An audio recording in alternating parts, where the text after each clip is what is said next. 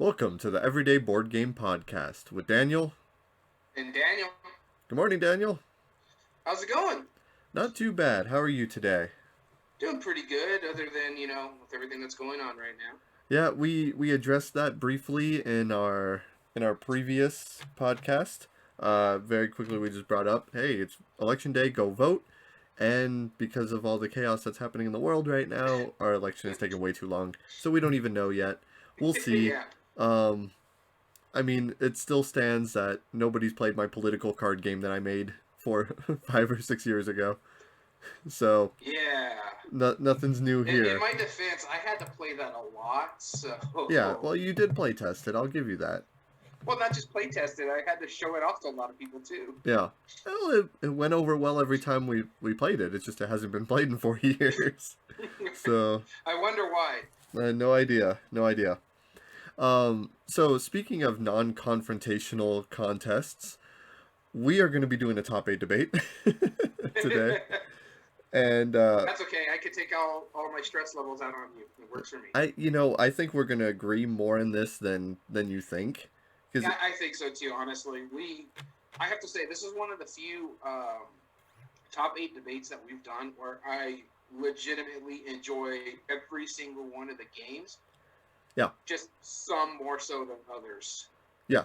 Oh yeah, absolutely. This was There's one of two those. on this list that I can take or leave, but I'll play them if other people want to play them. Sometimes there's games on our top 8 debate I just don't want to touch. Right. And that was one of the things you and I we were already a fan of Prospero Hall, and that's one of our first breakdowns that we did. And Yeah, because of that, if not our first one. yeah, I want to say Phil Walker Harding probably was our first. No, Phil Walker Harding was the first one. But this was probably second or third. It was really in the early days. I learned about, when we did that breakdown, I learned about games that were coming out this year that I have played other than Hocus Pocus. And Yeah. man, they're just hitting on all levels for me, really. Yeah. Yeah. Their goal is to make their group of designers, artists, it's a whole team. That's what Prospero Hall means. Normally you put on the design, the designer is, person A or person B. That when we started hearing the name Prospero Hall, it's like, man, that's an interesting name. Yeah. But I thought it was a guy at first, the first time I heard it, but yeah. it ended up turning out to be. Yeah, exactly. Actual. Yeah, a team, right? Exactly. And then there was also another group called Forest Presnum, I think. Something like that. Yeah. Something to that effect. And I believe they were part of it too. In the beginning time with what, Big G Creative or Big something G like that? Creative was when they first popped onto the scene, and that's when they first popped on the scene for me. They also made games like Suspicion, which was like a Target exclusive. Looked kind of like a variation on Clue. Mm-hmm. But it looked pretty good. And yeah, Big G Creative printed 4 of their games. And in all honesty, we'll be talking about some. Yeah, it didn't even take us that hard to come up with this top 8 debate. We went through their section on BGG, and it's like, we played that one, we played that one, that one. There's like a couple games that didn't make the list because, as always, we both have had to play the games. You haven't played probably 2 of the games on my honorable mention here. Probably. I'm willing to bet that I can guess them. I'd be surprised if I couldn't. And then one of them we have played, it just didn't make the top 8. Yep, exactly. Cool. So, normally we go over our honorable mentions from the people in the poll. We've made a poll in the Board Game Revolution group on Facebook, and we rank those, and we always allow people to add their own. And let's talk about those real quick. So, alrighty. I believe the first one that was added by Reggie, and it got a total of 3 votes. And that is Godzilla Tokyo Clash. Yep, it's on there. Yep. Yeah, I mean, I know you like that one. You own it. I've never played it yet, so... and that ranked higher than quite a few of our others. I'm actually shocked that it ranked higher than the game that's under it if you're looking at the poll. Yep. Yeah, I'm quite surprised too, and I'm gonna have a pretty strong argument for that, I believe. Well, technically, it didn't rank higher. They actually have tied in votes. Yeah, that's true. All right, and do you want to bring up the other one? I'll go ahead and bring it up. You can talk about it. Stefano added Push to our list. Yep. Stefano added Push, I which have not played that one. you have not played it yet. We'll have to Yeah. fix that. And then Sean added Jaws, which I think would have ranked high enough to be on the list had I played it. Yeah, if you had played it, Jaws would be on this list. And I own it. I just haven't played it. Just haven't played it yet. Just haven't played it. Maybe we'll fix that someday. Yeah, it's actually quite an interesting game. We'll talk about it in a little bit. Cool. All right. So I think that's pretty much it. Our friends over at Tabletop Bellhop was asking us a question about why we have more than 8 options on here, and so I just wanted to establish we allow people, as you've heard in our podcast before, to add selections to the thing. This way we can call them the people's honorable mention. And a lot of times when they add games to the list, they tend to get higher votes than some of the games we put on the list. yeah, yeah, exactly. And there's often times where like one of us have played it, and then so we exclude it from our list that we post, but then somebody right there will add it in, and we know it climbs up, and then one of us will give the other one guff for having not played it yet. Yep. I'm not gonna lie, 2 of my honorable mentions were already mentioned on this list. Yep, only one of mine was, and the other 2, I'm gonna see if you can guess it. One of them, I think you'll be able to. Alrighty, so you want to get down and dirty and get our debating on? Well, first our honorable mentions. Our honorable mentions. I'll go ahead and start the honorable Alrighty. mentions. The first one was a complete surprise to me. It's a cultural phenomenon that has taken over the world as of the last few years. But it was a game based on a really weird IP, or a person, really, that I have zero interest in. You want to take a guess? I'm going to say Bob Ross, The Art of Chill. Yep, Bob Ross, The Art of Chill.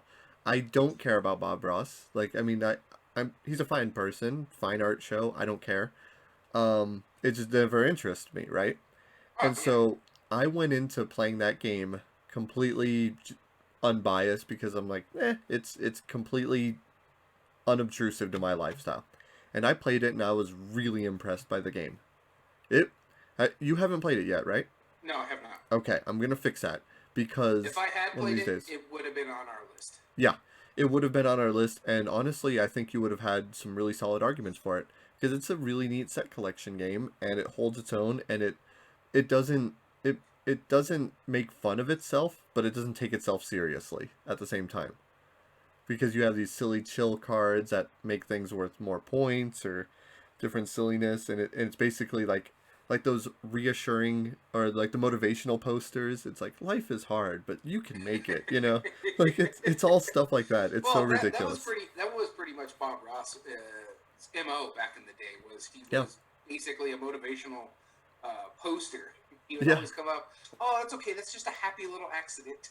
Yeah, exactly. Yeah, he was like one of the nicest people apparently, and then they made a board game based off of it, and I was thoroughly impressed, and I still have it in my collection somewhere. That's a good choice. Yeah, thank you. What's yours?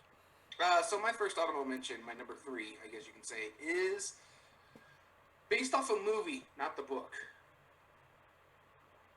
Based off the movie, not the book. Wait, hold on. Okay, so it wasn't on it. Oh, you said that it was probably on the list, right? Yeah, it not on our vote getters, but it would have made the list if one of them would, but it was on the back end. That's a good. You actually showed this game to me. Oh, Harry Potter Hogwarts battle, right? No. No. Oh, wait. Okay. It's The Shining. Oh, The Shining. Got it. Yes. Okay. Yes. I don't know why that was so difficult. Game. It's somewhat thematic. I mean, you're kind of running around the hotel trying to not go mad. And you're working together trying to make sure you meet certain requirements. If you do, then bad, or if you don't, bad things will happen. So you're just, and then there's things that kind of force you. You can't go into this room, or you can't go to this room. And it's a fun little game. It's not as thematic as you would think it is, because it's basically you play some cards, you try to do some stuff, and then you wait to see what happens. Yeah, you move room to room, gather tokens, deal with problems. Yeah, I do like it quite a bit. Yeah, it's a quick little game. I like it. It's a it's really a big box filler game in all honesty. Yeah. It could play 15, 30 minutes if that. Oh, that makes sense. Cool. And then I do have to say this: do not buy this in hopes of playing, since it's such a simple game to play with your kids. The artwork is rated R for a reason. It is based off the Stanley Kubrick movie called The Shining, so you kind of want to watch what you're doing with the younger kids. Yeah.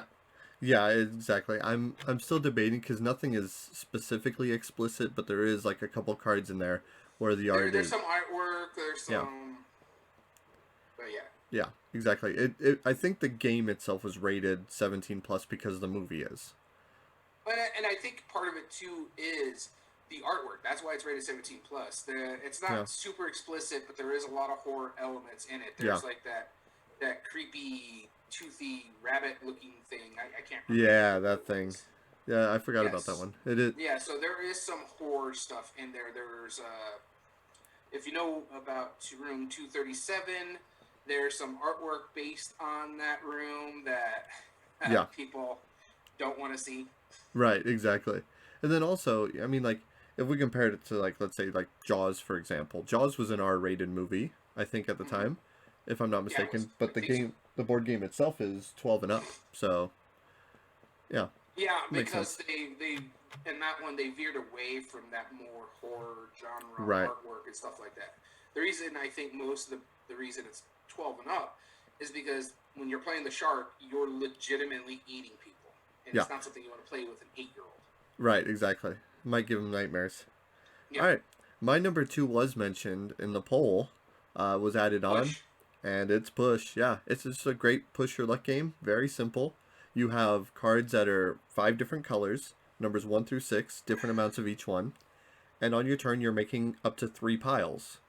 And then when you stop pushing your luck, assuming you stop pushing your luck, you take one of the piles, then the next player in turn order takes another one, and then the next player takes the last one.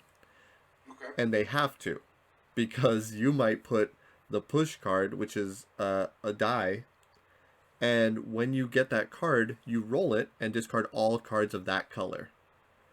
Or on your turn, you can skip your turn and bank all of the cards of one color on your tableau. It takes more time and you don't get a draft as much, but then they're safe from then on out.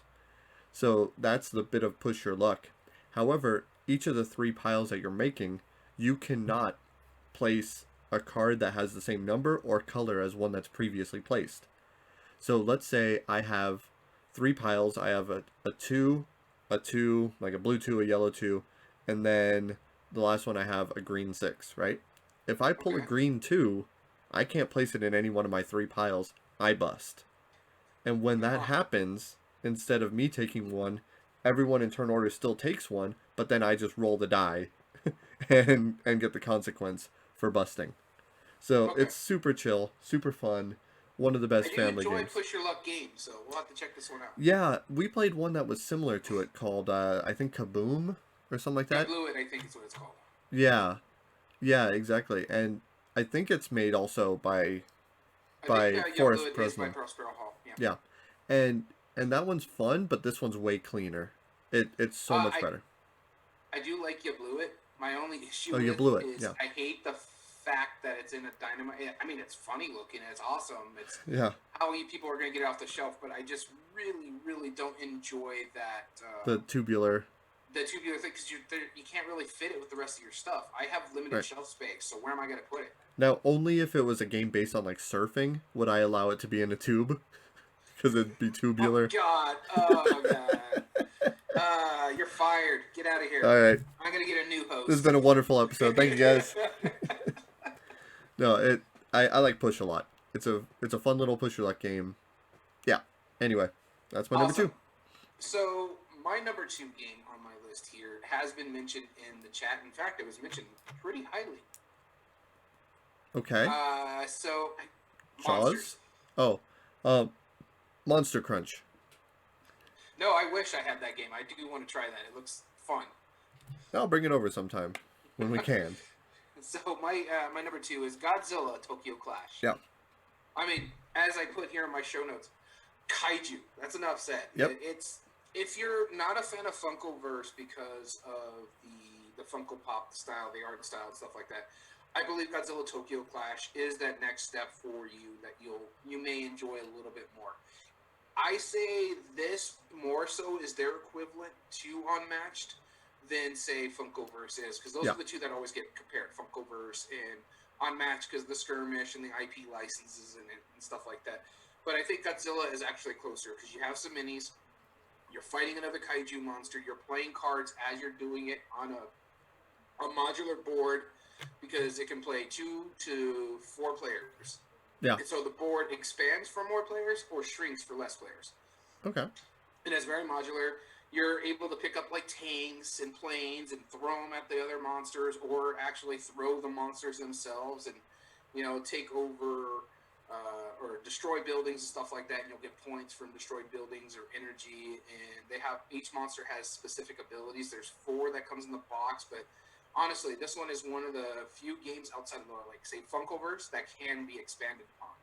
Yeah. Because there's just so many kaiju out there. Yeah. And you only get 4. You get King Ghidorah. Can't even remember what the bug's name is. Mothra? Godzilla. No. Mothra is in the game, but there's another bug one I can't think of the name of. He looks like a beetle. I just can't think of its name.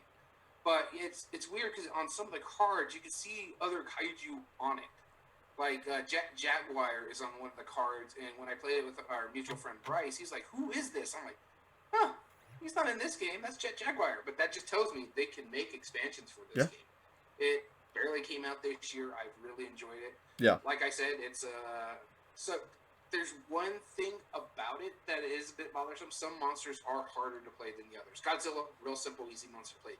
King Ghidorah has a lot of nuances to the way he plays his card, but sometimes that's a good thing for if you're playing like someone who's not familiar with the style of game. You basically handicap yourself by making yourself play a harder monster. This way they have an easier go if they're playing Godzilla. And say I'm playing like King Ghidorah, I have a lot more nuances that I have to keep up with, right, making it easier and allow them to still be in the game. Yeah, that makes sense. Cool. Yeah, that very good pick. I want to give a quick shout out to C Cole 35. He just followed us. Thank you very much for doing that. Thank you. And my last honorable mention, it's a fun game. There is some issues with it, but I did enjoy it, and this was one of the things that really put Prospero Hall on the map for me. But this was a game sold in Walmart, and I believe it was exclusive. It comes in a giant stack of money. It's called Big Money. Yeah, you've talked about this before. It's basically an engine building version of Yahtzee. So you're effectively playing Yahtzee, but you have engine building on top of it. Now the only problem that I have with it is you have to go for like shares of companies. If you don't do that, you're not going to win. That it's a guarantee. You have to do that. Okay. But because like what happens when certain things roll, then you get money based on the shares, and it takes itself so not seriously. The dice look like they're gold diamond studded. It's so over the top, and the money is like I think gazillion dollars or something like that. Or no, there's zillions. Yeah, you count in zillions because that's not a thing. I love it. It doesn't take itself seriously. It looks really cool. Shiny box, big money. It was one of those.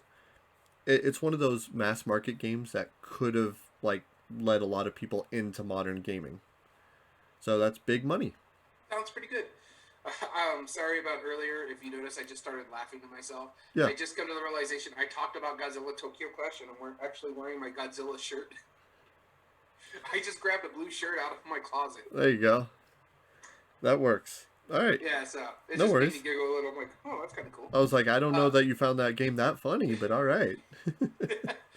So, my number 1 pick was, again, already mentioned. You actually mentioned it for my last pick.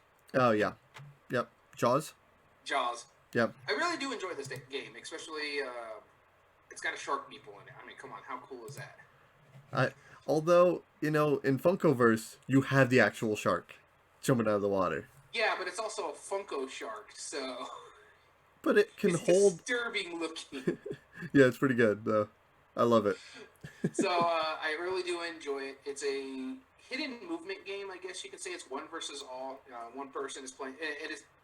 It's weird. It's one of the few games that Prospero Hall has done, or a couple games they've done, along the where it plays in two different styles. Yeah. So the very first part of the game is the hidden movement, where you're playing as the shark, going around the area, trying to eat as many people as you can, while the other players, and it can hold up to four. So the other players are playing the human characters. They're all trying to stop the shark. They're trying to find out where the shark is. They're trying to throw sensors out there for the get the shark. So they're trying to get people off the beach because the shark's going to eat the people on the beach, and so it's quite an intriguing style of it. And I think it's one of the better ones that plays short Okay. of the hidden movement. It plays that part of it plays quicker than say Spectre Ops, Cool. and phenomenally shorter than Fury of Dracula, because everything I hear about Fury of Dracula, it's like a 3-hour game. You could play the first part of the Jaws in like 45 minutes, depending Mm. on the number of players. Okay. My issue with it is that it is played in two parts. I do enjoy the game overall. The first part I love, I adore. I love the tension. You're writing in your notepad, okay, I went here, I didn't hit that. Jaws has special powers, so sometimes he can mitigate some of those sensors on there. He has a power where he can knock someone out of the boat, and their entire turn is getting back onto the boat Okay. in the first part. And so that's really good time for me there. The second part is a little bit more finicky because this is when he's attacking the ship, the boat with the three guys. So depending on how many people I've eaten in the first round, if I'm playing the shark character, I get so much special stuff for the game, and it's more of a like bluffing game in a sense.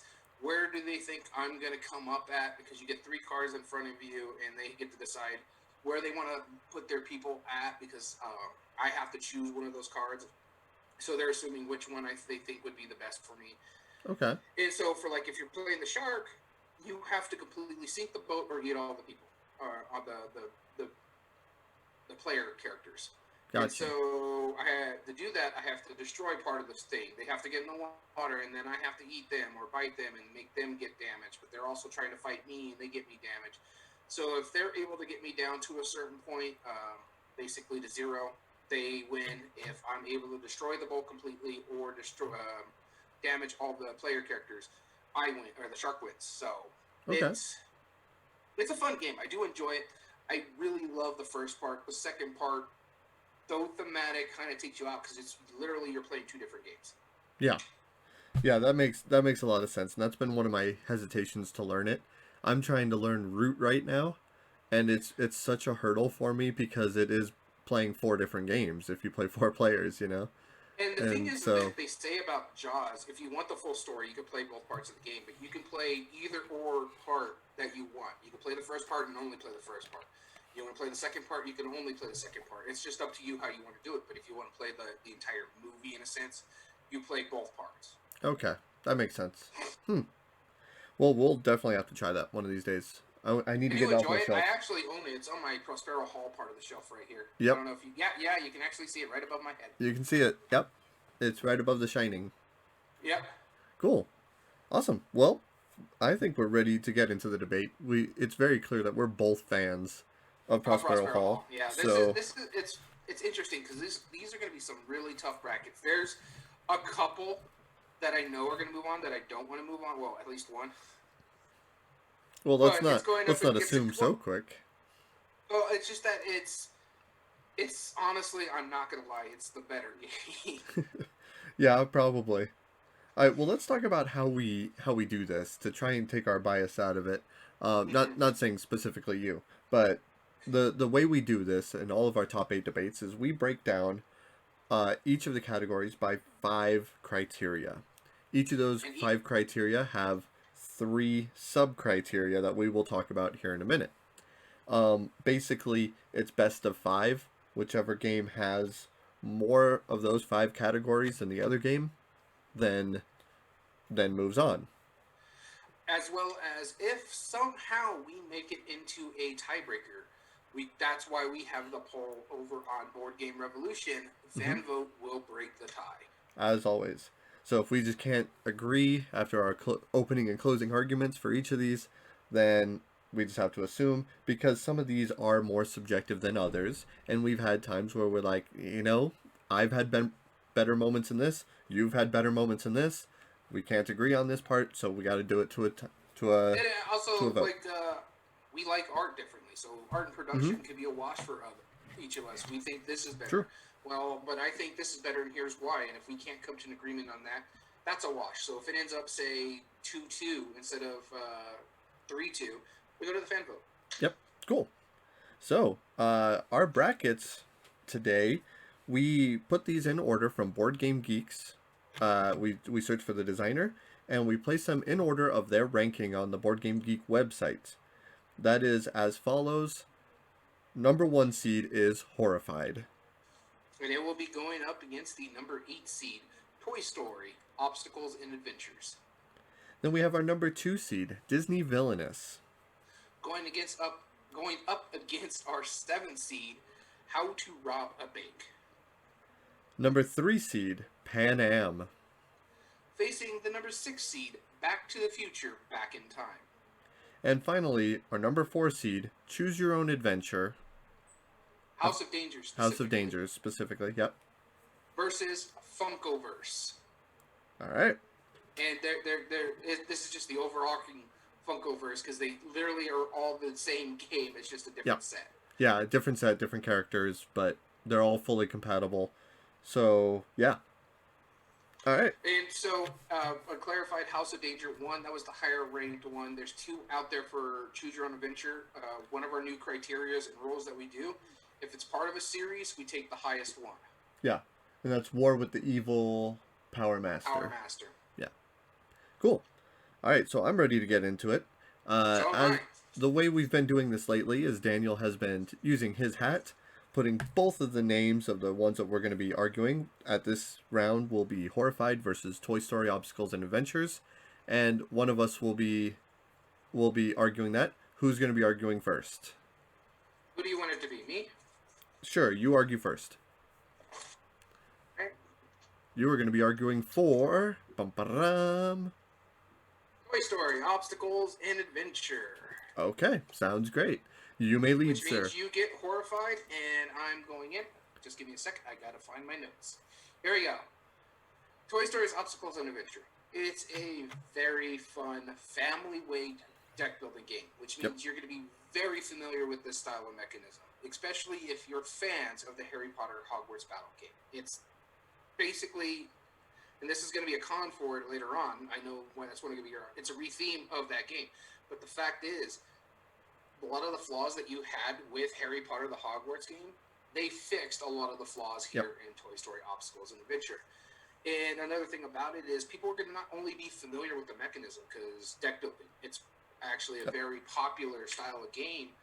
You're also going to be very familiar with the IP, with that Disney Pixar connection. You have people who do love Disney, who love Pixar. In fact, I believe this is one of the first Pixar games itself that Disney has licensed off that isn't like in like code names or something like that, where it's just a picture or something like that. This is a Pixar game based on a very familiar IP of Toy Story. Toy Story is probably one of their more famous IPs because it was the first one. And this game actually follows the story of the 4 movies plus a couple of the shorts that you can find like on Disney Plus and stuff like that. Not sponsored. Not sponsored. But you can if you want to. We'll give you the opportunity. Don't worry. No, yeah. You're right. It basically took Harry Potter Hogwarts Battle and fixed it. And not saying that it was flawed, because Harry Potter Hogwarts Battle I enjoyed a lot. And you're not a fan of the IP. Yeah, despite I don't like the IP in the slightest. But I like Toy Story. But then they put the IP that you love onto that game, and you're like, all right, I'm down. You can see it right down here in my corner. Oh, you can't on the Twitch stream, but yeah, barely peeking out. Toy Story, I love it. Yeah, it's a great game. So let's compare that to Horrified, though, which, I mean, there's a reason it's ranked as high as it is. And Horrified, it takes all of the Universal movie monsters, or not all of them, it takes 6 of them, Yeah. and puts it against the players in a completely variable way. What I mean by that is you're going to be fighting either 2, 3, or 4 monsters, depending on your difficulty, and it's fully cooperative where you're moving around the town dealing with these monsters in various ways. It's each one of them has their own kind of objectives that is thematic to the monster. So, for example, let's say Frankenstein and the Bride. You have to make them human by using different items in different colors, and then have them meet. But you don't want them to meet before that because then chaos breaks loose, right? Yeah. Uh, Bad creature things will happen. creature from the Black Lagoon. He's gonna be terrorizing you, but he's the only one who can use water spaces. So you don't want to be near ports or bridges or anything like that. And you want to make sure Um, villagers aren't near there either. yeah, exactly. He's definitely one to jump in and kill things. Uh, the Mummy, you have like these weird little tokens that you have to manipulate, and it's kind of like an ancient Egypt puzzle with scarabs that you're having to put in the right order. So it And you have to make sure you flip them over too, because yep. one of his special abilities is he'll flip them over. Yeah, exactly. So you have to take actions to do that. So they each have their own little flavor, and but you're playing the same game each time. So it becomes familiar on top of the fact that it it's something that you can build and has that replay value. Not as much as some of the games on here. I don't know if I would consider that replay value more than Toy Story actually, because there's so much variable with each of the scenarios that come into play with it. Um, Yeah, I would say it would be up there though, just for the simple fact that you could play different characters. There's like sure. 8 different characters or something like that in the box, so their abilities are completely different. You have the monsters that play different styles, so there is Hmm. that replayability. Is there a lot of it? No, but I mean, in I, all yeah, honesty, other there's a than lot of replayability. I just don't think there's as much as like Toy Story, well, the thing just with Toy because of Story, deck and this is building. the same thing with Hogwarts Battle, Yep, it's a campaign game, so yep, the only difference of the playing is the fact that you're opening boxes and adding somewhat new right. stuff to it. Yeah, But but it's in essence you're still using your cards that you had from the very first game all the way to the end and buying new cards in the deck. You don't get to keep anything between plays. right. Yeah, no, and that's one thing that I do agree with. It's not. That's why you can't say it's a legacy game, right? Is Yeah. because the only thing that goes between scenarios is if you get something that applies to specifically your character. It Mm-hmm. doesn't change the game And then necessarily. sometimes, if and I'm just going off Hogwarts Battle, I haven't played Toy Story all that much. I think I've only played the first scenario. Yeah, Is the only time you really get stuff to upgrade your character is when you open a new box. So, like in Harry yeah, Potter, spoiler alert, they're getting older, so they're becoming more proficient in magic. right. Yeah, no, exactly. No, I completely agree. It's similar to that in Toy Story as far as it goes. But I mean, what I do like about it is I did have some arguments against Harry Potter, and I hate to like compare the two, but there was like a couple little fiddliness things that they drastically fix in Toy Story, mechanistically wise. Like you and I, we have the same agreement that Yeah. when there's like 6 cards on the field, there's no way to really deal with it if you just can't afford it. If it's all expensive stuff. Yeah, if you Um, can't deal with it, yeah, no. exactly. But in In Toy fact, when we Story, play Harry Potter, we do a house rule that I've looked up, and a lot of people actually enjoy it. Is that you spend 2 coins, you wipe the board. yeah, This way, yeah, you can at least shuffle, especially as you're getting further along in Harry Potter, where the deck is getting bigger and bigger because more stuff is getting added to that deck. So yeah, right. In Toy Story, the rule that they added is once per game, you can just wipe them all and then deal out 6 new ones. And me and my son, who played the campaign with me, we really did use that to our advantage in the game, where it's like man, these cards are really expensive. Like everything's minimum six of the balls. That's the currency in there. yeah. Where it's like everything's minimum 6 and you have 5. Do we want to dump them and get just so that way you won't have a wasted turn? That was a legitimate strategy into it. So I All right. really like it, and the new stuff that they add on throughout the scenarios, that was really cool too. So Um, here's my question to you: which one do you think is the better game and should move on? I personally I think they're tied. I like them both just as much. I think they're both just as good, but I know how much more you like Horrified, I and think I'm willing Horrified to let is that the go through. better game. My thing is, I will give you the replay value aspect of, Hmm. say, Toy Stories, Sure. but I think the ease of play is a little iffy. I might even give that one to Toy Story, Yeah. just because I think more people are going to be familiar with the IP than, say, Sure. Universal Monsters. But Yeah. there are a lot of people who love the Universal Monsters, me Sure. included. Yep. Oh yeah. But Yeah. I think there's more meaningful choices that you make in Horrified. Yeah. Agreed. I think the immersion gets a little bit more into, say, Horrified, because I've played this over several groups and have had Sure. multiple memorable moments. A big memorable moment for you is playing this with your son, Right. but And that's just because that mainly happened around the lockdown time, yeah, and I couldn't really play it outside. And when I the group. demo it, you can't jump into game 4, you know? You Yeah, you can't have just to start spoil from game everything. one. Yeah. Anybody can play Sure. Horrified at any point in time, really. Yeah. Yeah, which is fair. So, no, And honestly, I would give art and production, that would be close to a tie to me, but I just think Horrified going the aspect of using black and white in certain areas, but mhm. making sure the monsters are the minis and using a little bit of color with the characters is what Sure. people can use player colors. I think it works better. So I would Okay. say 3-2 Horrified. Okay. Let's put on Horrified. I am not upset in any way because I'd like No, them both, but I feel like honestly, if you told me, "Hey, let's play Horrified or let's play Toy Story," it would really be like a difficult choice for me. I like them it both wouldn't just for as me. well. I know. That's why I'm okay with letting it go on. And the big part of it too is I enjoyed the Toy Story aspect, but I really dig the Harry Potter Sure. game, and Now I what really enjoyed that one. what about if I gave you the option between Harry Potter and Horrified? Would it be I Horrified probably play still? Horrified. Okay. That makes As much sense. as I love Harry Potter, I just dig Horrified. Yeah. Horrified's probably in my top 10 games of all time. Yeah. That's fair. I mean, here's the thing, like I mean, props to Harry Potter Hogwarts Battle, which is the predecessor to Toy Story. It got me to like a Harry Potter game.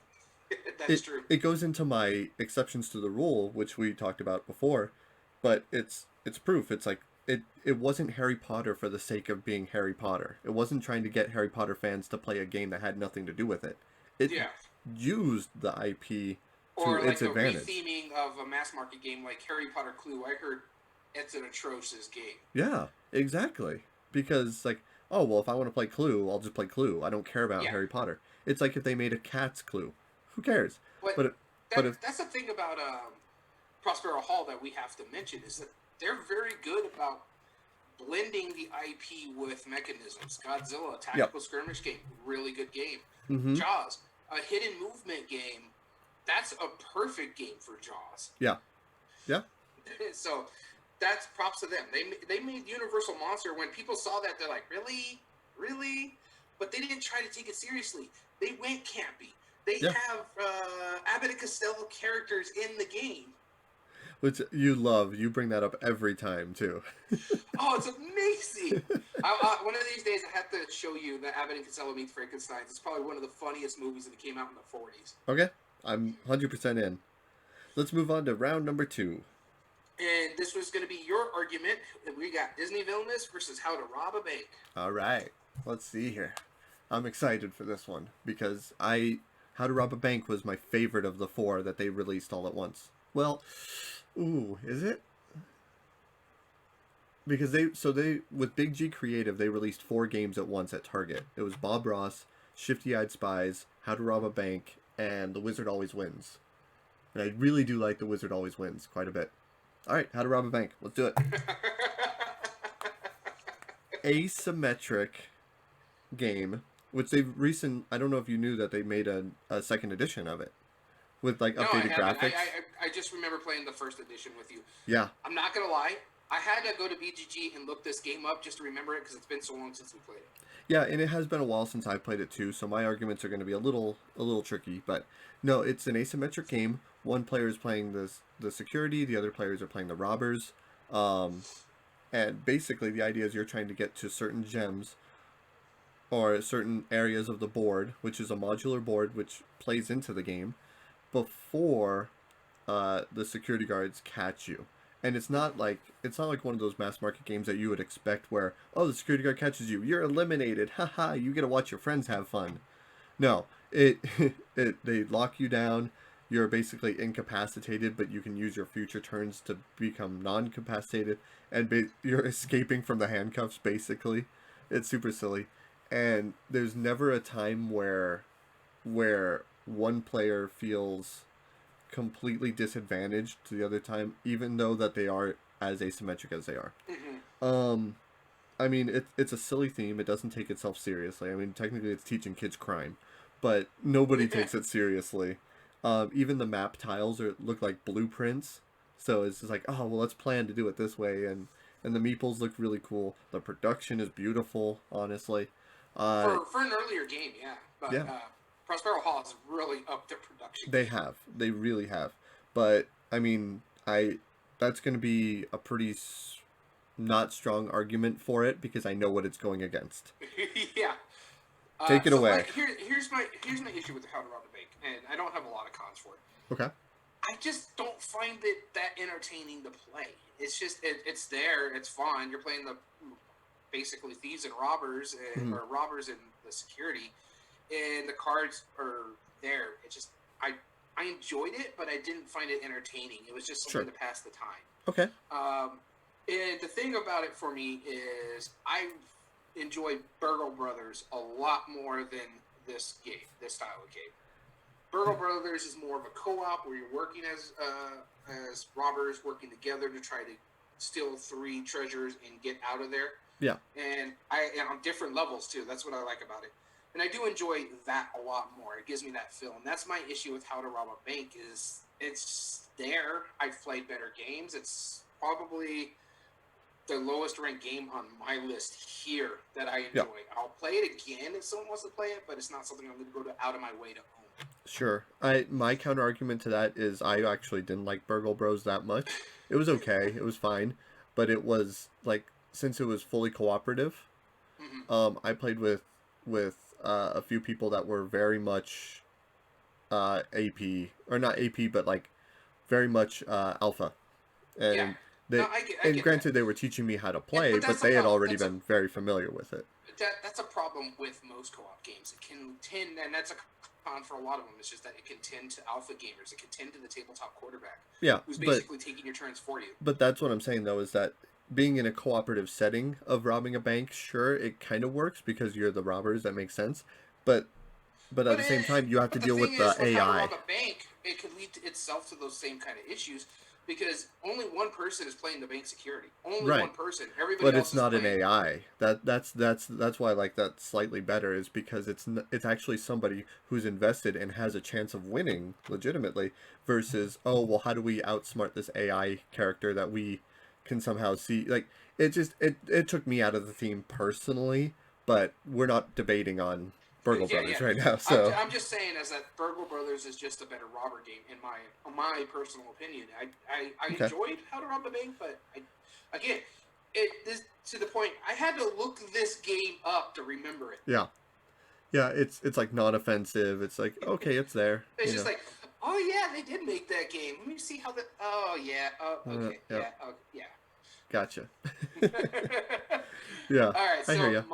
my pick here is Disney Villainous, and it's Disney Villainous. Enough said. Let's move on. All right. Well, next round. Yeah. Okay. So what I talk about it is here. You talk about the asymmetry of How to Rob a Bank and how it's cool how everybody plays their own style.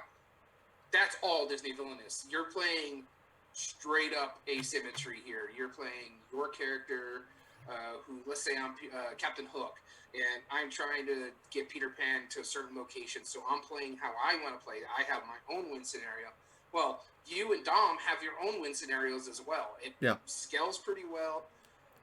There is some flaws with the game. I'm not going to lie. Like the fate deck could lead to somebody feeling like they're getting bullied because everybody's picking on them. Yeah. But that tends to happen with the fate deck when you're close to winning. Like if you're Maleficent and you have 3 curses on your field, people are going to go after you for that reason. They know you're that close to winning. You can't take it personally when you know you only need one more curse to win. Yeah. It's I like it the fact that it's very simple mechanisms when you think about it. The iconography can be a little bit of an issue if you're not too familiar with the game after a Sure. couple plays, but it's very simple. You take your character and you move into a new section and you do the 4 or 2 or 3, whatever in there, in any order that you want. So basically, I want to put a card out, but I don't have enough power. I can take the power one first and then put the card out because now I have enough power by drawing enough power. And so I love that. And I love the fact that they play differently. The artwork is phenomenal in this game.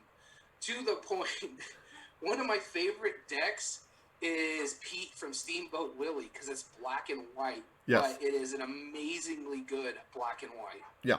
Yeah, no, that's an awesome part of it.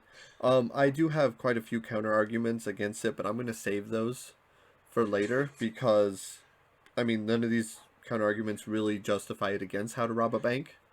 Yeah, trust me, I have counter arguments for this when I have to get up to it, but yeah, I don't disagree with you. And we'll be bringing those up, I'm sure, later because we both probably have the same ones. So let's move on. Disney Villainous. All right, Disney Villainous is moving on. I'm just writing this down. So next up is Pan Am versus Back to the Future. Back to the Future. Both of these games I own and you don't. Yeah, that's right. One of them I like better than the other. Although I'm not sure by how much, though. No, I like them both very much, but I will say this: Back to the Future is mean. It's hard. It's almost too difficult. But we'll talk about that. Yeah, well, we get to it. So this is your okay. This is my argument. I got Villain. I got How to Rob a Bank. My argument. It's fine. Yeah. Yep. You got How to Rob a Bank. So you will be arguing for let's see. Move this out of the way. Let's grab my hat and let's see what do I got. I will be arguing Pan Am. Okay, sounds good. Take it away, sir. All right. So for Pan Am here, I really did dig this game. Mind you, I've only played it once. I would like to play it again, but I find it that it's, and this is going to sound weird, but it's an interesting combo of worker placement with economics. It's intriguing. I'm not a huge economics game fan, and this is really enjoyable. I do enjoy it. It has a interesting map layout because the way it looks, like where you expect North America to be, it's not. Yeah, it's like from the North Pole down. It's really strange. It can be a little on the graphic design wise. That could be a knock on it because of it's just disconcerting. We're not used to a map style like that, so you're just not familiar with it. Yeah. I have to say, it is the heaviest Prospero Hall game that I've played, but that tends to lead to the fact that it does give you a lot more meaningful choices when it comes than it does to Back to the Future.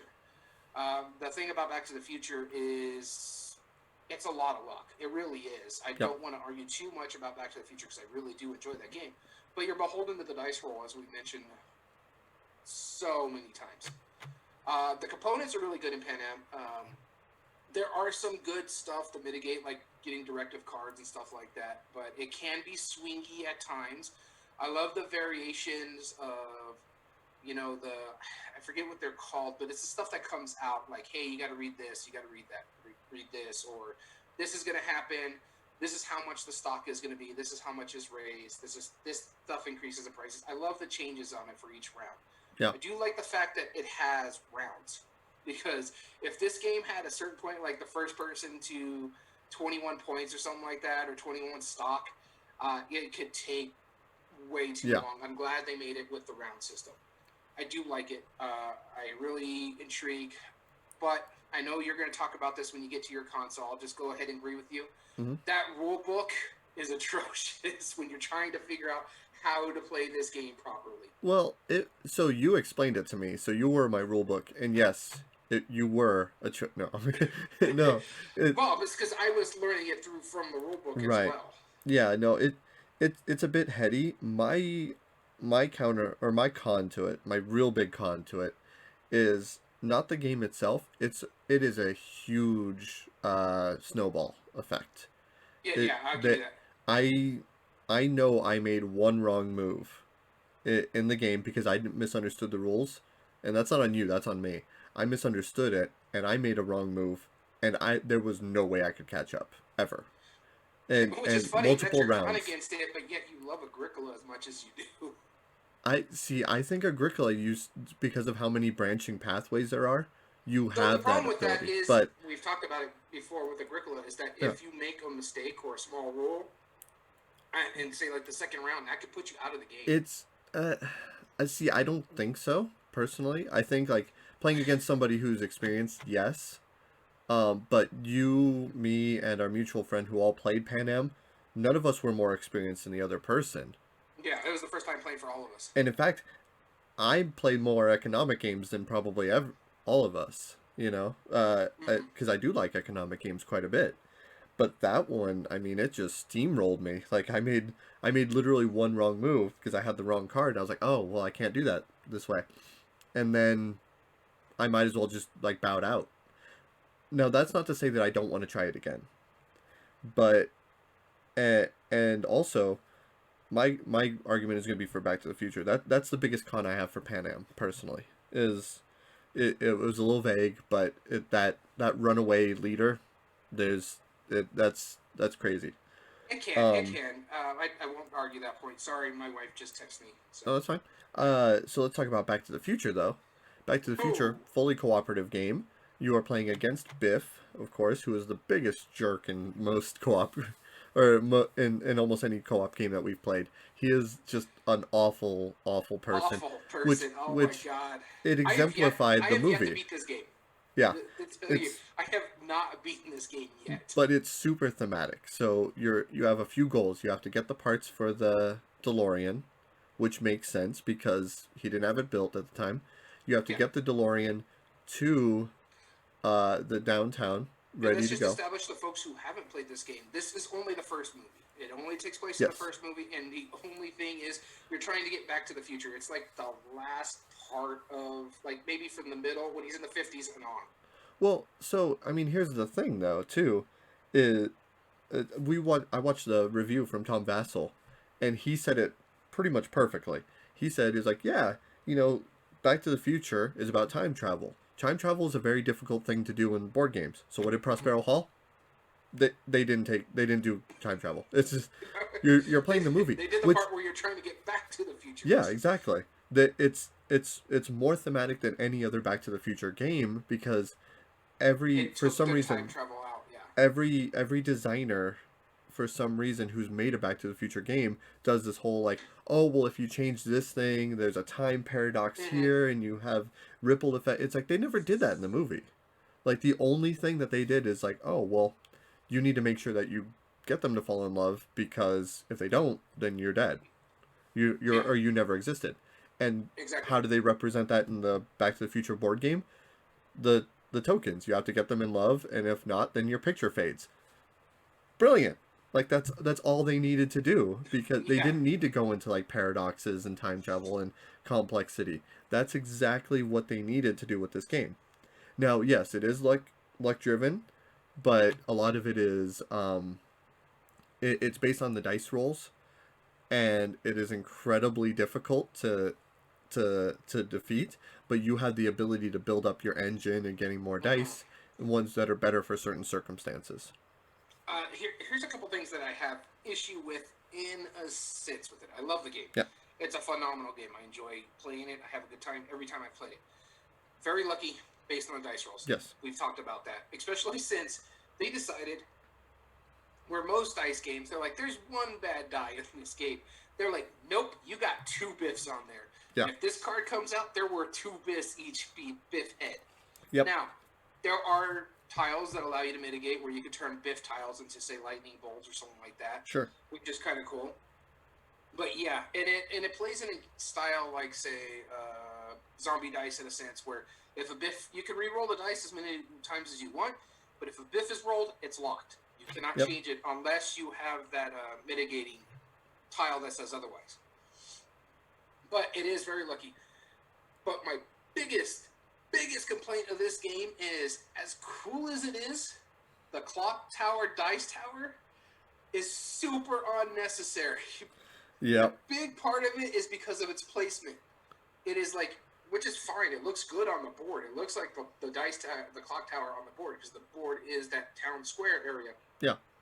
But if you have characters in that general area and those dice roll out, it just takes them out. Yeah. I So, I agree with and, you. and the, Yeah. the dice tower is a little flimsy when you're trying to put it together too. Yeah. What my only real argument with like components and all that art production is I hate that board. I don't understand why all the spaces are so huge on the right side of the board and they're so tiny on the left side. Yeah, Like the it's just graphic design's a little iffy. I will say this about it. I'm glad they went with artwork because that is some great looking artwork yeah, over like screen caps like other games would sure. or movies Yeah. And that's one thing that base we games. that we need to point out. Every one of these IP games is all custom art. Artwork. It is Yeah. not none of this, even Toy Story, they didn't Toy use Story's custom art. yeah. The last screen cap I ever seen of theirs was the Harry Potter Hogwarts battle. Yeah. After that, I think they done all artwork in house. Yeah. Yep, pretty much. I mean, so well, there are cards where like their screen caps are their like the models from Toy Story, but like all of Mm-hmm. the characters, like Buzz, Woody, all of them, those have their own custom art that are brand new to the game. Yeah, so I I don't. think they do a phenomenal job when it comes to art. Yes. Yeah. So, but I mean, I really just dislike like how different, because if you need to put like an obstacle on like one of the left spaces, like it's so cramped, it's so awkward. I just don't like. It seems like they made the board and they're like, yeah, I this is perfect, get but what then they're doing accidentally printed because it off. whereas on the right side of the board you have the school, so that's going to take up more space. You have like this other little area that's going to take up a little more space. But the left side of the board is all the shops. So you got your south shops, your north shops, like little mini balls and stuff Sure. like that. So it makes sense in an extent. But yeah, I agree with you. Like, why is this so big, but this is so small over here? Right. Why is this so cramped up over here? Oh, and then the different size cards. So like if it's a trouble card or whatever it's called, Mm-hmm. and it's one of the bigger ones, it's got to take up basically the whole space. But then you also have like these cardboard pieces because you got to fix the DeLorean, Yep. and they got to go in these spots. So if you got like cards and cardboards and minis all in that one little area, it gets a little cramped on the left side of the board. Yeah. Yeah. Exactly. I just and that's a minor complaint. It's just that I just don't understand. I think like what they did is when they sent it to the printer, they accidentally skewed it, and then they're like, Yeah, whoops, oh sorry, maybe. Yeah. yeah. It was supposed to be shrunk down, and it was supposed to get the whole board, and that was supposed to be centered, but So we just won't say which anything. one do you which one do you think should move on? Personally, I'm going for Back to the Future. It is I more am too. duck luck driven. I am thinking I would like Back to the Future. I think I like it a little bit more than Pan Am. Uh huh. But I think Pan Am is more of a game. Yeah, the railroading is a big part of it, but there's a lot more. Like ease of play goes to Back to the Future. Yeah. Replay value, I think, would go to Pan Am just because of the variable cards that come up and stuff like that, the different directives. Well, the same can be said for Back to the Future with all the trouble cards that come up. Yeah, but I'm talking about like the round cards. Like my first round could be Oh, different yeah. in each different games. Sure.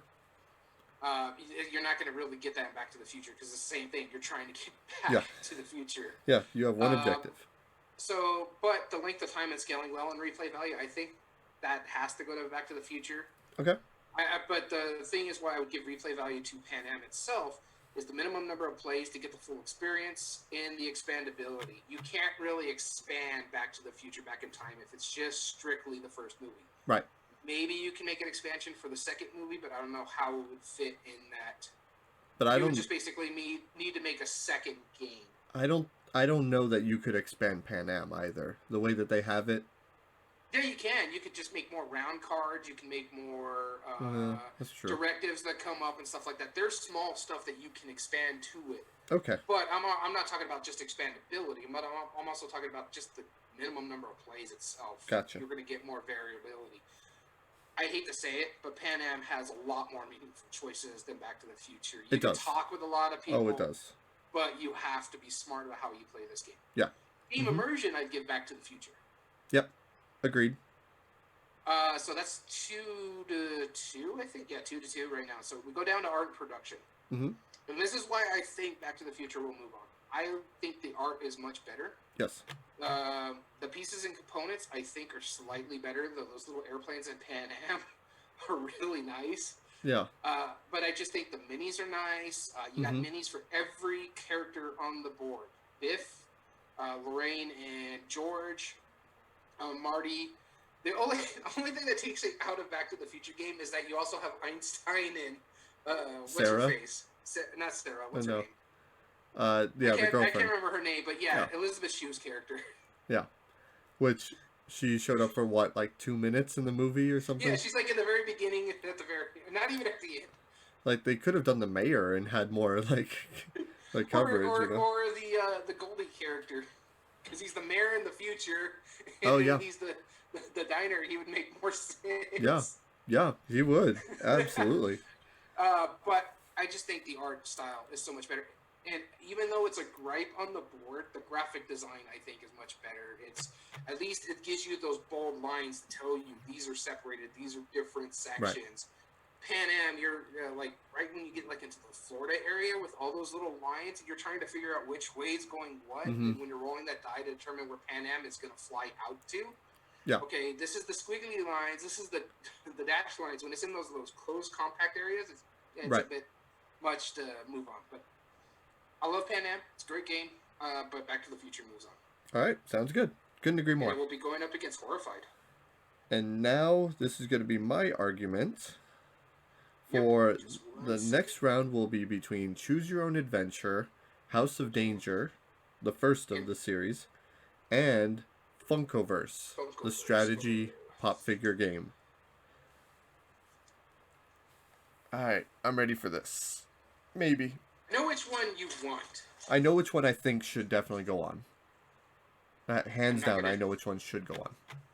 I don't disagree with you. I know which one should go on. Yeah. But we'll make a case for it. You got what you wanted. Funkoverse. Alright, let's talk about it. Expandability. Moves it on.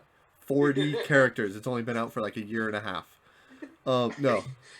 But That's the problem with Funkoverse. That's a con for me because no, they're doing to this game what they've done with their stupid pop system or their pops. They're just constantly getting stuff out there for it. I know, but what makes it cool though is that each of the characters, like, they're thematic to the character. You like, the shark disappears from the board and pops up in other parts because it goes underwater. The Kool-Aid Man breaks through walls and you put rubble tokens down, and anybody can go through the holes in the walls now. Uh, Doc has the time. You have a cooldown track that you play with, and he flips it because he reverses the time, and the tokens go the other way. It's brilliant. I love the way that these work. I got a chance to play it again the other day, and I'm just enamored with how much. I know I get your counter argument. You're going to compare it to Unmatched. We're not arguing Unmatched here because that's not Prospero Hall. As far as this compared to Choose Your Own Adventure, though, both of which I've played, it's a light strategy game. Each of the characters do have their own strategy and how you want to play them as a team, which special abilities to use when, and how to make challenge rolls. Now, granted, it's I actually really like the challenge roll effort in here because you have these dice that have 3 hits, 2 shields, and then basically a crit. It has like 3 exclamation points. If I'm attacking, I have the advantage because I have more swords or more attacks than I do defense, which makes sense, right? Mm-hmm. So it doesn't mean that if you have the same defense as my attack, I have a slight advantage, which makes sense because I'm attacking. However, that doesn't rule out the defense by statistics because that critical, if you roll it, it counts for 3 of whatever you're trying to roll. So if I roll 2 hits out of my three dice, and you roll 2 dice and hit 1 critical, then you have 3 shields. Suddenly you've defended yourself. Then, so I'm gonna compare it to another game that's similar in mechanism, and that's Crossmaster. Probably fewer people have played that, but Oh the God. problem that I had with that is there's so much upkeep and so much to take care of. That's why I never got into it. And you would have people who it's like, all right, I'm checking the HP. I do automatically 1 more damage because it's ranged and it's down. Like there's all these like variables. This cleans it up. If you roll more hits than the other player, you knock them down. If they're already knocked down, then you knock them out. That's it. If you knock them out, you get a point. They come back the next turn anyway, so they respawn. But you have 4 different strategies. There's like capture the flag, there's area control, there's just battle royale. There's all these different ways to play the game. And that on top of all the characters being different, stop rolling your eyes. Like you're convincing yourself I, not to like this game, even though you've already said you enjoy it. no, It I'm not rolling my eyes. I'm just thinking. I wish I had more coffee as you're going through this explanation. all I'm saying is that for an incredibly lightweight family level strategy game, it works really well, and it's super thematic because of how the characters feel. It's funny when I was making my show notes for this, I got more cons than pros for this game. Not by any means, but my number one con for this game is Funko Pops. There are going to be people who don't want to play it because they can't stand Funko Pops. Sure. They look like soulless wannabe bobbleheads. Yep. Agreed. They really do. That's fine. And one of the thing is for this one, it can be a little too lighthearted for like those avid gamers. Sure. That's a big thing. It is a family weight game, so I have to put it the best way I could put it is how our friend said over at Tabletop Bellhop, where he told us Funko Pop is good for families, Mm-hmm. Unmatched is good for the actual gamers. Yeah, and I enjoy both. Yeah, no, and I don't disagree with him. And you're right. I was going to compare it to Unmatched. My thing is the characters don't really feel as thematic as they do in Unmatched. When I'm playing Bigfoot and Unmatched, I feel like I'm playing Bigfoot because his cards were. With Funko Pop, you can integrate the things. So I can play Harry Potter with the Batarang. Yep. It doesn't give you that thematic feel when you're trying to go like who could win in a battle. Would it be Harry Potter or Batman? No, Which would feel better? I get it, but for all the advantages that Unmatched has as a legitimate strategy game, because it is a strategy game. It's a medium weight strategy game. I give you that. And it's not akin to the random that Funkoverse is. But for that advantage, I mean, I love Sherlock Holmes. I love the idea of Bigfoot. That's awesome. Then there's a lot of characters that I really enjoy the mythos of it, but they can't even come close to comparing with the IP and the But they are. abilities to expand. No, They got how freaking many Bruce characters? Lee. Okay, that's fine. How many characters they have for Actual Unmatched? IPs. Yeah, or Unmatched. I think there's like 11 or 12, right? Characters. Right now, yes. Yes, there's 40 for Funkoverse, Yeah, and but that's because they own the IPs for it. that's because Funko is like this massive. You're talking apples to oranges here because Funkoverse is basically Asmodee when it comes to collectible stuff. Yes, and that plays for it. That But they the have thing this is, giant pool with of Restoration Games IP connection to Mondo, they do have IP things that they can sure. add more. They Yes. have the Jurassic Park. They're going to add more to the Jurassic Park sometime next year. Okay. They have Buffy the Vampire Slayer, which should be coming out later this month. Cool. They do have licenses, and yes, they have a lot of IPs, but those IPs don't feel as thematic as, say, the Unmatched themes. And I don't know why we're arguing both of these games, because when I'm playing Unmatched, I feel like I'm playing the character. When I'm playing Funkoverse, I feel like it just doesn't fit thematically. Why is Harry Okay. Potter have a Batarang? Why is what is the lady from the Golden Girls, B? Why is she carrying the freaking Joker hammer or the Harley Quinn hammer and stuff like that? Because you It doesn't. can. But it doesn't feel thematic, and that's the thing about me is I am a very thematic gamer. Sure. I like the themes matching the mechanism. That's a big thing for me, and I just don't get that with Funkoverse. All right, so Unmatched moves on. Oh wait, you're arguing choose your own adventure. No, I mean I get you, but I think you're using that against it because I love the fact that you have But a yes, system that that makes is sense. why I'm using it against it because when I feel like I'm playing Harry Potter, I don't feel like I'm playing Harry Potter. Okay. Whereas when I'm playing like House of Danger, which is what I'm about to argue here, I do feel like I am playing a choose your own adventure book game. It's not great, but I do have some pros for it. And here's the thing: All right, go for it. I know Funkoverse is going to move forward just because Right. it is a better game than Choose Your Own Adventure. Yeah. Choose Your Own Adventure is a great game to play socially distanced with friends. In this time, it's a perfect game to play socially distanced. You can play it on Zoom. The only problem is you need someone who's a strong reader. Yeah. You all make the choices together and stuff like that. It's great. That's how I actually finally defeated the game, is that we played it over Zoom during the initial part of lockdown. Do you own War with the Evil Power Master? No, the group that we played Choose Your Own Adventure with, they own the War with the Power Master. Okay. So we do play that online. They just run the board for us, basically. We just keep an eye on our character and what we have. Right. Okay. I just wanted to check because I remember there was a reason that you and I personally have not played it together. Yeah, Yep. it does play solo very well. I also have Yep. to say it's a great solo game when you're you're trying to, uh, figure out what to do and it doesn't take a lot of setup either. That's the one thing about solo games is that you don't want to take too much to put up and set up and stuff like that. Mm-hmm. So it's phenomenal in that aspect of it. It does lead to a lot of interesting choices throughout the game. It really does. You make decisions, you go the wrong way. It's a single D6 check. But the D6 can be variable. You know what I mean? If you do really, really bad, it resets itself. Right. So it's not horrible. It's a bit lucky. I'm not gonna lie, because you're doing challenges. You have to do checks. Yeah. So yeah. And for that kind of system, it's not that bad. No. But in all honesty, again, it's very heavy on the reading. You need a good reader. The art style, I think they're trying to stay true to the books, which in today's gamer, it's not going to really fly all that well. People who have the nostalgia for it will like it, but I think it could be a little bit. That's why I like the Power Master. It tends to be a little bit more colorful and not really the art style, but the art style just makes a little bit more sense.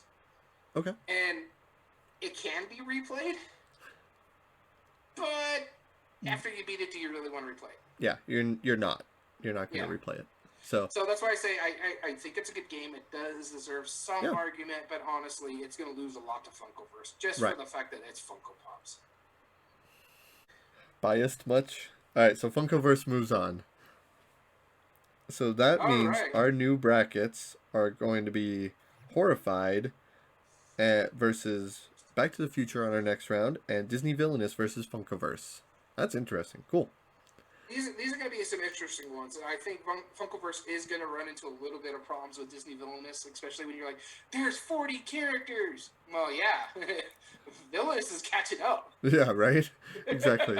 Not as fast, but there's a lot more going into it for sure. Well, if you want to count like Marvel Villainous, because it's the same style, and technically it is Disney. Right? That's true. All right. Why don't you tell us, out of the ones that were there, how many fan votes did they have, and how were they perceived by the audience? So this one's going to be make you very sad. Toy Story, Obstacles and Adventures. Yep. Zero votes. I think that's just because it's fairly new still.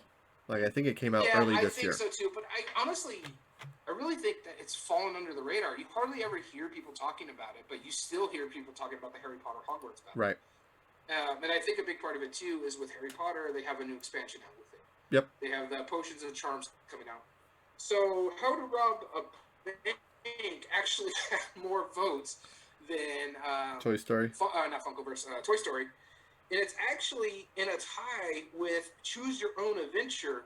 Both had at least had one vote. Okay. Cool. So that's there. So Choose Your Own Adventure we just talked about, which was our 4 seed that got eliminated. And then finally, Pan Am was our number 3. So it actually matched up with our rankings as well as our fan vote. Pan Am was at 8. Wow. There we go. People love that Pan Am game. Pan Am is a good game. It's a really heavy game. I get your flaw with it, but I think it's really good. Yeah, I just need to try it again. And then I can gain my status of destroying you again. Probably not. You came in last on that one, didn't you? It wasn't even close, yeah. Because I made that one mistake, and then therefore I had like half the points of you guys. Alright, so is this one's mine, right? Yep. I believe so. You got your Funkoverse. Yep. Semifinals. Let's do this. This over here. That's not mine. I got Horrified. All right. Just what you wanted. Argue for Horrified. Honestly, I could argue for both of these. I really do enjoy these games. Yep. Horrified. What isn't there to say that hasn't already been said? It's a phenomenal game. There is a reason why everybody loves this. I mean, Tom Vassell rates it, like a 9 or a 10 out of 10? Something like that. Something like that. He calls this like a good family weight game. And the thing is, it's a quick, simple family weight game, as I put here. Yep. It's also very familiar with the mechanics. We've talked about this on the last Top 8 debate when we were talking about horror games. Mm-hmm. If you played basically any co-op, say like Eldritch Horror or Pandemic or any of those things, it's very familiar. you do some stuff based on how many actions you have, and then you pull some stuff for bad things, whether it's a card or dice rolls and stuff like that, which this has a little bit of both. Right. And I really do like that, because what happens the way when you're doing the bad stuff is you pull a card, tells you how many things are going on the board, if a specific thing is going to activate, like a monster, or if you're adding characters to the board and such forth, or the, what is it, The special what the little action. fire symbol is called. Oh, the Fury.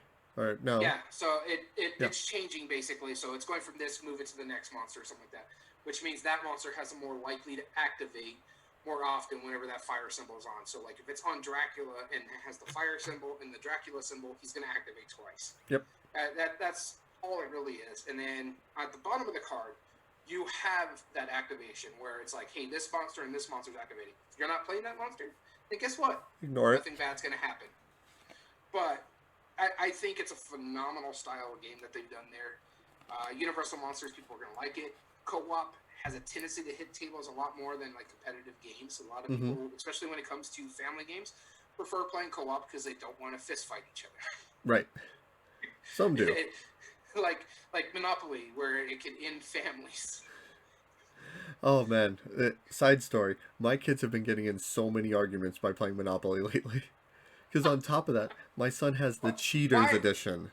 He has the Cheaters edition. Why are you punishing them by making them play Monopoly? What did they do? It's their choice. My son wanted the Cheaters edition because he thought that was hilarious, which, in his credit, it is. It rewards you for cheating in the game. But he is just naturally so shisty that he does all those shenanigans where he loves the idea of just like he'll be like, hey, can you go get me a soda? And then he'll just completely just start changing the board, which is not in any way allowed, and then that gets my daughter to a complete point of frustration. I've never seen people rage quit Monopoly in like 10 minutes. But this is happening like regular. It's awesome. But you never played Monopoly with my family, let me tell you. Yeah, I mean, like, I'd play like a 45-minute game of it and we'd be done and we wouldn't rage quit, but we just like, we hustle, we make deals, we call it done, you know? Yeah, well, I have family members who like to be the slumlord. So like that first row is just all hotels. Yep. I like that side. Yeah, that's fun. So anyways, moving on. Oh, what the? What are we talking about? We're horrified. It's just my computer re-uploaded my script here. Okay. So, Universal Monsters, familiar mechanics, co-op. I've said what I can really about it. What's there not to say? There's a reason why it's highly rated. Everybody loves it. I've had more memorable moments. I've had more almost rage quits playing Back to the Future than I have horrified, just because of the stupid Biff die. Right. And see, and here's going to be, they both have a lot going for them. They're both nicely stylized. Back to the Future, I think, embraces the theme better than Horrified does, because it's an easier source to go off of. Now, but also Horrified, they combined, 6 different movies worth, so you can only do so much. That does happen in the monster universe. Sure. Also, Frankenstein has like Batman and the Wolfman and Frankenstein or Frankenstein's monster and all the same things. But like, so Back to the Future, if I play the board game and I'd never seen the movie, I know what the movie's about. If I play Horrified, I don't know what any of those movies are about. I know kind of like what they do, but not really. Not really though. That's sometimes a good thing, because honestly, if I play Back to the Future without ever seeing the movie, that kind of ruins the movie for me. Or when I'm playing it, I'd be like, wait, why? What? She's here on the board game. Why is she only like 2 minutes on the screen? No, I get that, but it's just thematic wise, I feel. Why the heck is he back in time? He only went like a minute in the future. Yeah. Well, he did time travel. I just feel like Back to the Future is more thematic than Horrified, but that's about the only real thing. Like, as far as meaningful choices, there's more in Horrified. As far as because replay value, there's more in that. Back to the Future, you're beholden to the dice roll. That's not really a meaningful choice. It's more luck than anything. Yep. It's tactics and hope. Yeah. So I'm gonna argue in the fact that Back to the Future, I feel, is more thematic and more immersive than Horrified. But that's gonna be my argument. I think you and I both agree that Horrified will be moving on. Because, like I said, it's very lucky based on the dice roll. I played this with a couple friend of ours about a few months back, and they were getting really frustrated with the biff die sometimes because Right. it feels like you're constantly rolling biffs, no matter Yep. what. You're not getting any of the good checks that you want. You're rolling biffs. Yep. Yep. And that takes it out of it a lot. Yeah. Because that's a 2/3. That means every 3 dice that I roll, which is often one turn, you're Yeah. probably gonna roll a biff. You have more of a probability to roll a biff than you do really to roll a positive. Well, not really, because if you think about it, the lightning bolts are wilds. Yeah. And then you do have, depending on the dice, what you're trying to check, if you have the dice of that color. Yeah. But yeah, there's no way to mitigate it really until you start getting a lot more of those tokens that you can put on your board that help you mitigate dice. However, you got to roll the dice to get those too. Right, exactly. You have that engine building of chaos. Yep. So yeah, no, I don't disagree with you. Horrified should move on. There is a reason why it's that big. I do love Back to the Future. Don't get me wrong. I do feel it's much more thematic in a sense. Yeah, absolutely. But you're also got to look at the fact that you're going off one movie where you're going off 6+ on the other movies. But then, I mean, you think about it. There's a lot of like cult fans who love the Universal movie monsters, and if you're a fan of like one or two of them, you've probably seen all six, right?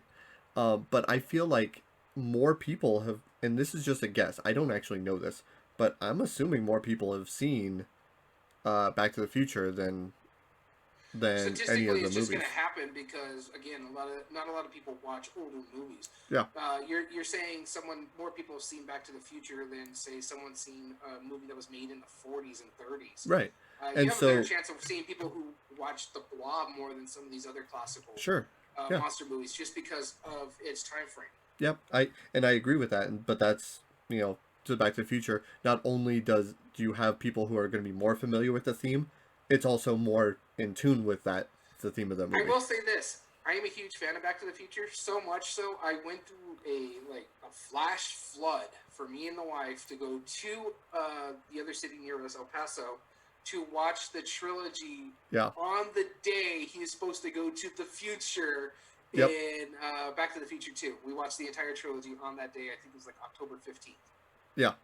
Yep. It was a good day. Mm-hmm. In 2015.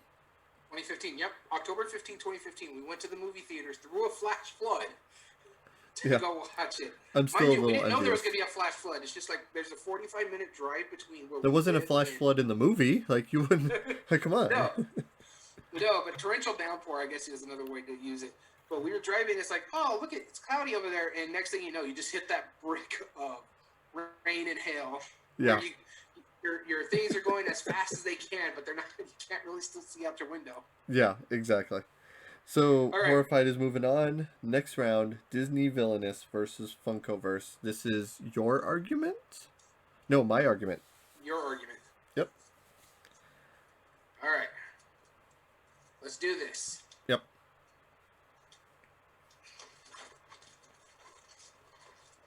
All right, this is your choice. And this one's going to the side. Didn't see what it did. I don't know how you got it twice in a row. All right, I'm going Funkoverse. All right, so, and keep an open mind to why I'm going to compare these two in this way, because I'm going to do a weird comparison. You always do. So. Yes, but don't tell me to keep an open mind. Don't tell me what to do. You're not my mom. No, you're not my wife.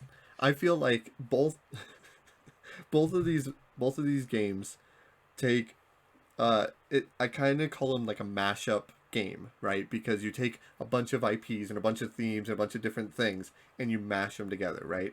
In Disney Villainous, you have the Disney villains and they each have to act in their own way. And then Funkoverse, you have all of these different IPs and they all also act in their own way, but set at a common style, common mechanism, okay? So, what I want to bring up is the fact that because of Funkoverse has that such a wider pool of a similar concept of a game, it might be more, depending on the player or depending on the person, it might be more likely to get to the table because of the widespread pool of IPs and themes. Now, that's not to say that Disney Villainous does a bad job at that because you said it earlier, it's catching up, right? But if you're not a Disney fan, or like say for the fact like my brother, he's a perfect example. He is anti-Disney. He's never gonna play Villainous. Whereas if someone like me, anti Harry Potter, right, I'll still Mhm. play it because I like Jurassic Park, or I like the Kool-Aid Man, or I like Game of Thrones. There's still that widespread pool. Now Yeah, that's abstract. Now honestly, to be hold on. I'm not done. That's one factor. That's one factor, and I know I'm not winning you over with just that one. no, that's All a right, bad factor because, on all honesty, there's more Disney fan than all those IPs really combined. not necessarily. Um, Now, because I like both, but I understand the pool. Here's my factor too that where you're wrong. I'm not. Well, I'm not Look done at with the my argument. Counter viewership arguments of later. Disney Plus. Get counter arguments later. All right. I just say, look at the viewership of Disney Plus. No, hold on.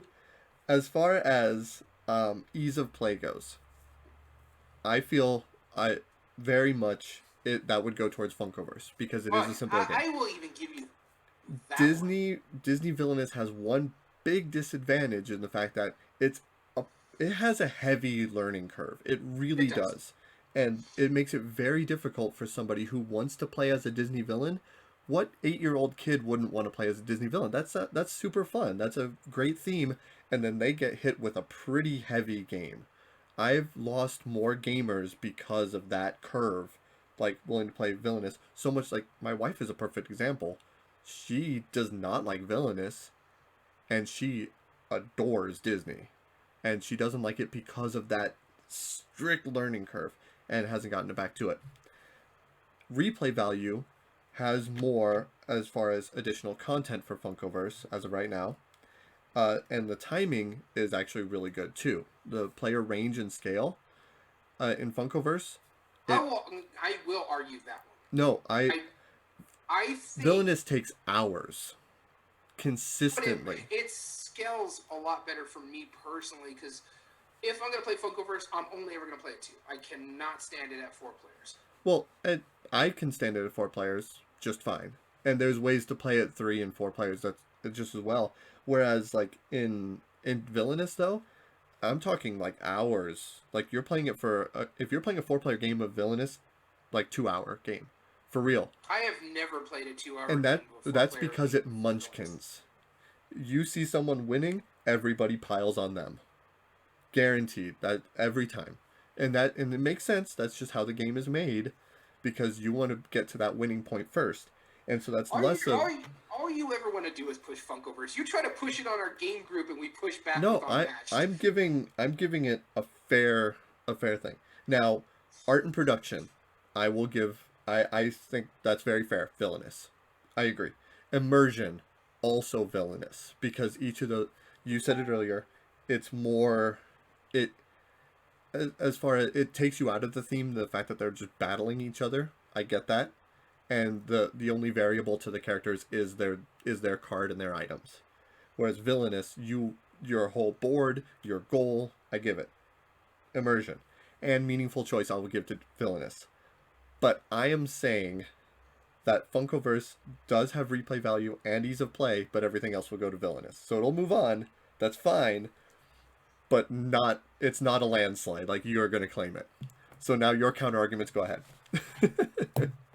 What's the point? You shut me up every time I try to give you counter arguments because you didn't want to hear a bad thing about Funkoverse. I'm done. I had to make my points though. I had to give it its due chance. Now go ahead and explain why we both agree villainous moves on. Honestly, as I was trying to say, your theme that you don't think there's more Disney fans and there are all the IPs that are really in that thing has been proven otherwise by just the viewership worldwide of Disney Plus. It's actually at higher numbers than Netflix, if I remember correctly, last time I saw. No, it's not. No, it's Yes, not. worldwide, yes, it is. No, it's not. And it's not even in the same amount of countries as Netflix. They've one of their last quarterly earnings, they say Disney Plus has made them so much money, especially during the lockdown, because more people signed up for it. And they made it a lot cheaper than Netflix has. No, it's the Because same. honestly, It's the same as No, Netflix, isn't Netflix it? just increased their price for one, and two, Disney Plus's prices. You're adding Hulu and ESPN Plus for the price of Netflix. Oh well, if they're counting ESPN, like all the people with the lockdowns, like needing like their sports hits, you can't. No. No, but I'm just talking about like that's the same price. Normally, if you just want Disney Plus, it's like $7 a month. Okay. So there's just a lot of viewership out there based on the quarterly. But there's more Disney fans. Honestly, that's why Disney World and Disneyland are so popular. You're not seeing Funko Land. Well, of Not a lot course of people will not. go because it's gonna scare kids with those creepy soulless eyes. That'd be amazing nightmare fuel. I mean, wouldn't that be great though? That's funny. Oh man. But yeah, it's. I understand the learning curve. I get what you're saying. But I've never had that issue other than you saying how your wife is just like, screw that. But your wife's not a fan of really complicated games. She likes games that are thematic, that can make you think, but are simple to grasp. That's why I'm saying Funkoverse gets ease of play. Yeah, but no, I get that ease of play. It is a lot easier to play because it's easier to play. Yeah. To it. Yeah, okay. It's because it doesn't have a game to it. It's just you play this, you do this, you go down this track. I get a battering, I get to throw it at you. But ease of play, replay value. The only thing I could give you is length of time. I think minimum number of plays. Like I said, if you played one Funkoverse, you've played all the Funkoverse. All you're playing differently is the characters. With Villainous, even the boards are different, so if I have this planned, I can't make sure this is going with this. Right, but expandability is why replay value goes to Funkoverse. I agree with you. It's more. It's just because it's got 40 characters, because they don't really have to think of really anything. Oh, this is a battering. Okay, yeah. This one they have to do like 2 different sets of cards, do artwork for those sets of cards, and then play test it how it balances with the rest of the game. Funkoverse is like, here's this, whatever. Yeah. Oh, or they just go through the Funko thing. All right, we haven't put that in the game. Let's just do that. Here's a thing. Throw it out there. It doesn't change anything. The battery isn't much different. You also have the boards. You also have the other variable items that change it. Yeah, I mean, it's not as small as you give it credit for, but it has way more content than... My biggest gripe, because Villainous is moving on, but my biggest gripe with it, that box cover is annoying. I hate that stupid bubble because you can't put other things to the point because you like to keep all your collection together. You had to go buy something to keep your collection together. Yeah, because I had a lot more. Yeah, because you're the only one in our group who actually enjoys it.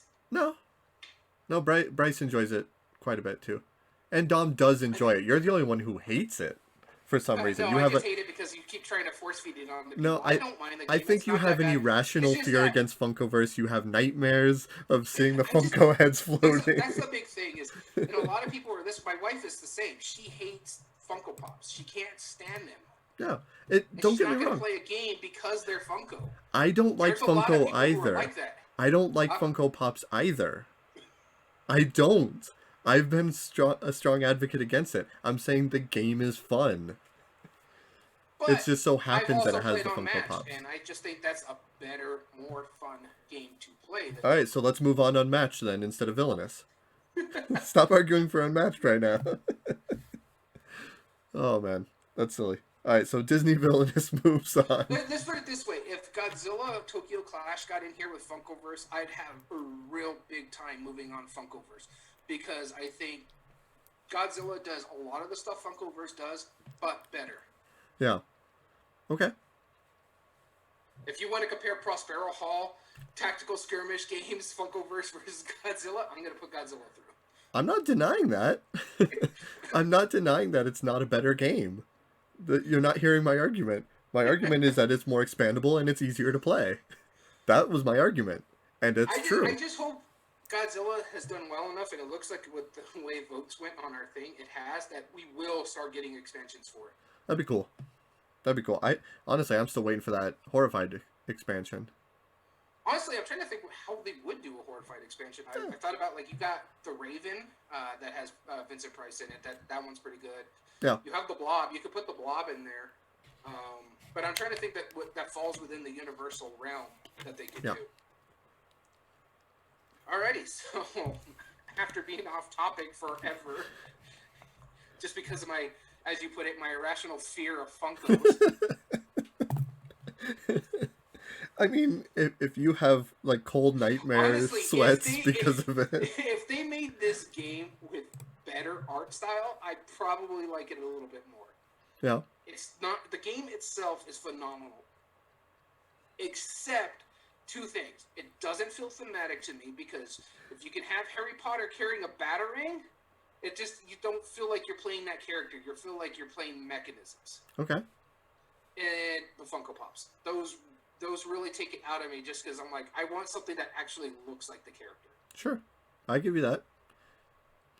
I mean, that's my problem with I just hope that this hasn't brought up, like, the nightmares again. I don't have... Here's the best thing my wife has described Funkoverse, and I agree. It's this generation's Beanie Baby. Everybody's thinking they're going to have a lot of value. And you mean Funko Pops, not Beanie... Or not Funkoverse. No, Funko Pops and Funkoverse in this sense are this year's Beanie Baby. If we had the modern board gaming hobby like we do now in the 90s, there would be a Beanie Baby game. Let's not lie. Yeah, there totally... I bet there is. There probably is. I'm curious. Anyway, so yeah, let's move on to our finals. How did Funkoverse and Back to the Future rank? Back to the Future was our 4th ranked game with 4 votes, and Funkoverse did not get a lot of love. It only got 3. So more people agree with me than you. Okay. I'm not saying it's not a better game. I agreed with you. You're just arguing because of the night sweats. No, I honestly think Funkoverse are like Funkos themselves are like the ugliest things ever created by man. So, TY Beanie Boo's Friends game, 2015. But see, that was 2015. I'm talking about like Funkoverse is hitting at like Funko popularity. Well, I mean, I agree. TY Beanie Babies was big like in the early 90s. TY Friends, the board game, was reviewed by Tom Vassell. I gotta watch that later. Oh my goodness. Okay. Alright. I gotta watch that later. So, we're going into the finals. Oh wait, how did Back to the Future do? 4. 4. Cool. Horrified versus Disney Villainous. Not gonna lie, our top 2 vote getters when it came to the poll. Yep. I mean, so far, pretty much, we've been fairly unanimous with the polls, and I think a lot of people agree with us here. Horrified and Villainous. As with always our finals, we don't pick a side. If we don't argue for one side or the other, we just go down each of the 5 categories, and we decide which ones make the most sense. We like to start it off, each of the 5 categories: ease of play, let me pull up my list. Ease of play, art and production, meaningful choice, replay value, and immersion. And if there's any that are very obviously one or the other, we like to give it away right away. I think we can agree on this one. Ease of play is Horrified. Ease of play is Horrified. And replay value, I believe, should be Disney Villainous. I agree. Okay.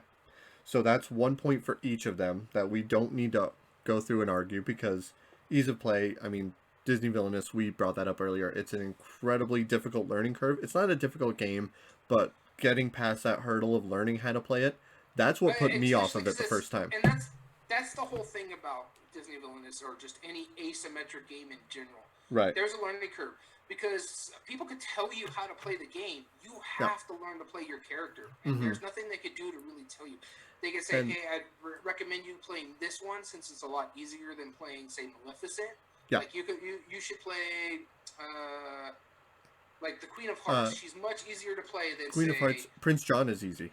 He's Prince normally John is another one that's really easy, go-to. because all you need to try to do is get power. Yeah. They're a lot easier to play than, say, Maleficent, where you're trying to top deck your cards, get your curses out, put them in the right spot that you need to be putting them in. Agreed. So yeah, that's why. It's not the fact that it's a hard game to play. It's the learning how to play your character. Yes. And also the fact that since everybody's different, that's why I'm having so much trouble learning Root, is because it's a versus game where everybody's different. And so And that's a big even part in of even if we were why playing I the don't play Vast. yeah, Vast was such a hard game to learn. yep, yep, exactly. So ease of play goes to villainous, replay value. I'm sorry, ease of play goes to Because the horrified, horrified, ease of play goes, or ease of play replay goes value to goes replay to value villainous. because And a big part of it too is, though I think length of time and the scaling goes better with horrified, the fact that there's the minimum number of mhm, plays and the expandability that has yes, already happened and is guaranteed to happen some more. yep, There, and the fact that they've made a whole nother game of yeah, villainous Marvel with villainous, Marvel villainous. yep, Yeah, it's something that's going to be around for a while. exactly, cool. And so that leads us to which one do you want to debate first? You know what? Let's do art production. Okay. Because Um, I think this is going to be tough, but it's going to kind of lean one way or another I by I just how we make the argument. I agree with you. So the art. Let's talk about just the amount of base art that they have. It is custom art, but horrified, beautiful game, but I mean, and everything graphically makes sense, but there's just less. And Yeah, and Disney I Villainous, would give Disney Villainous the art itself, not just because there there's more of it, right, but the uniqueness of it for each right, character that fits the character that is art coming from the movies, but it's not really the movies. It's their own twist on the art. Like I mentioned it earlier, I'm not a huge fan of black and white in a sense when it comes to pictures and stuff like that. The Pete from Steamboat Willie mm-hmm, is amazing art. yeah, The Maleficent art is just phenomenal when you have like the dragon cards and stuff like that.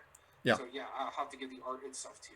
Oh yeah, yeah, absolutely. And the design, like sure the icons, it can be a little questionable at first, but once you know the icons on Mm-hmm. Villainous, everything makes sense. Yeah, Everything in that 100% makes sense on how you do it, where you move your pieces, and honestly, the components, the pieces in Horrified are cool, but but there are a lot of cardboard. I have to say yeah, the villain components that are basically just hey, I'm going to go here and it's showing everybody what you're doing. yep, Those are nice. Great card stock.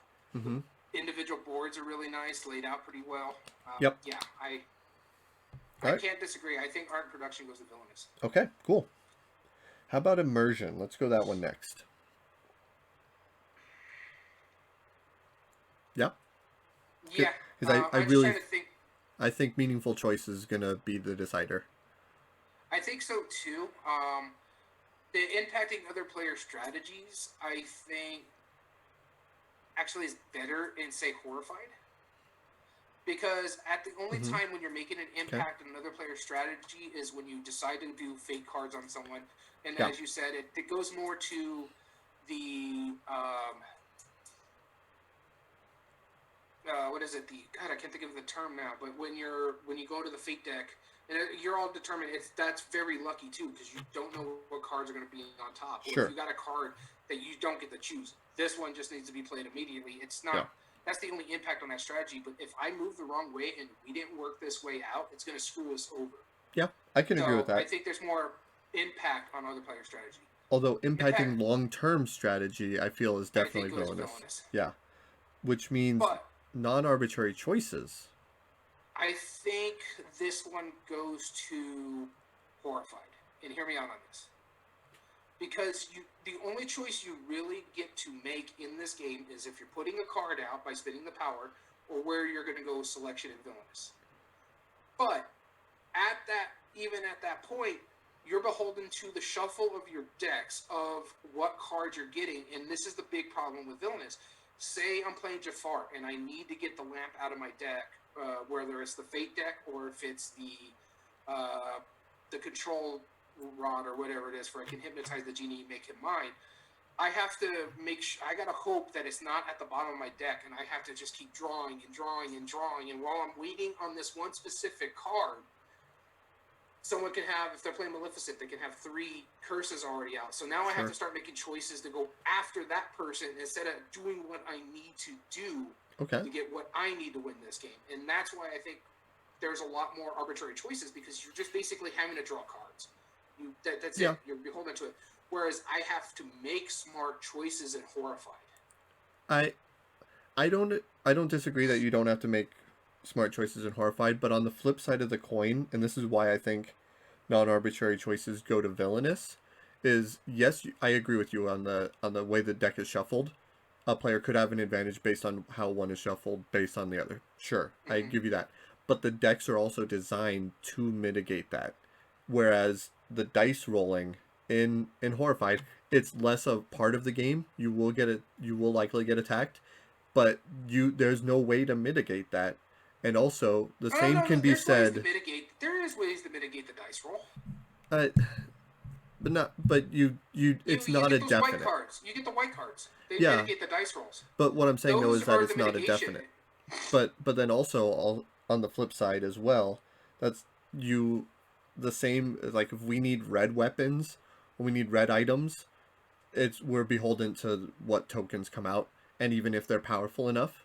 I'm saying that I feel like Yeah, I would here, be okay calling it a tie because I would call it a tie more, yeah. but let me argue your point about the bag. Mm-hmm. Yes, you're beholden to the bag, but there's almost an equal amount of number of each of the different items. Sure. And what I like about how Horrified does when it comes to that Mm-hmm. is that the tokens that are used don't go back in the bag until it's empty. So Sure. the odds are increased, and I think that is a smart choice instead of like putting the tokens back into the bag and then having to pull more tokens out. It's like no, Right. these stay out until the bag is empty. Then you put them back in. I think Right. that's a smart decision on their part. Yeah. No, I don't disagree with that, but then the same is true. Like you don't reshuffle your discarded cards back into the decks, so it's never. There are some that force you to. There are some, yes, but it's not. That's also part of the So we're character. calling meaningful choice a wash because it's 1-1. I mean, I still think meaningful choice is villainous just a bit, but I honestly I can't agree with you on that okay. meaningful choice on that part. Then we'll call it a Honestly, wash then. just because I've almost won the game just because I had a better top deck than someone else. Okay, that's fair. That's fair. I'll give you that. So let's call it a wash. So All right, immersion. immersion. Whoever gets this one wins. Wait, nope. Wait. Yep. No. Horrify needs the win immersion to win this. To potentially win it. Yeah, yeah. So Or even, immersion. or not win this, but to put it into a tie. Yeah, If yeah. Villainous takes this, they won. So let's talk about memorable moments. I think that is horrified. Oh, hands Be- down. yeah, because it. And the big thing for me about when it comes to the game immersion as well Yeah. is the player interaction. I think that goes to Horrified as well. And hear me Okay. out on this. You're basically playing solitaire game because you're concentrating on what your cards are doing and what you're doing. The only time you're interacting with other players, and at times I've played Villainous where it's been very quiet at the table because you're like, okay, I'm doing this, this, this, and this. Oh, Yeah. I get to do a fake card. Okay, let me just draw yours. All right, here you go. Yeah. Because you're scheming, right? Yeah. But you're one of the villains. You're like, how do I foil my plot? No, you're right. I don't. I feel more like I'm a character fighting against Frankenstein and Horrified than I am, barely, than I Barely, yeah. am with feeling like I am a villain in Disney. Although theme matching mechanisms, I think would go to villainous. I think, yeah, I agree because you do feel like the cards themselves really match the Mm-hmm. villain you're playing. But my thing is with the memorable moments and the player interactions, I think that goes to Horrified not because I'm trying to push it. I just think player interaction, Villainous has the same problem as say Castles of Burgundy. Yeah. It's multiplayer solitaire for the longest time. You're playing a little bit on other people's stuff, but you're mostly taking care of your own thing. Yeah, that makes sense. All right. So then that means that gives it a tie, Which means it goes to fan vote. which, all right, that's very fair. Although these were the top two vote getters. Yeah. And because a lot of people dig this game, Horrified wins it by fan vote. Yep. Well, how many votes did they each get? Horrified at number 1 got 35. Mm-hmm. Villainous was a 9-point difference at 26. Wow. Still a lot, but jeez. All right. Actually, I think that's our closest vote outside of like the ties in. Well, no, the bottom 3 and on are really close together. Mm-hmm. But these are by far the 2 best games. These are the only ones that actually hit double digits in votes. Yep. Yep. I completely agree. These are the top 2 that really made us be interested in Prospero Hall. Yeah. I know, Cool. honestly, what was it? Villainous... Harry Potter Hogwarts Battle put kind of Prospero Hall on my map. Yeah. Villainous is the one that made me go, ooh, their games are intriguing.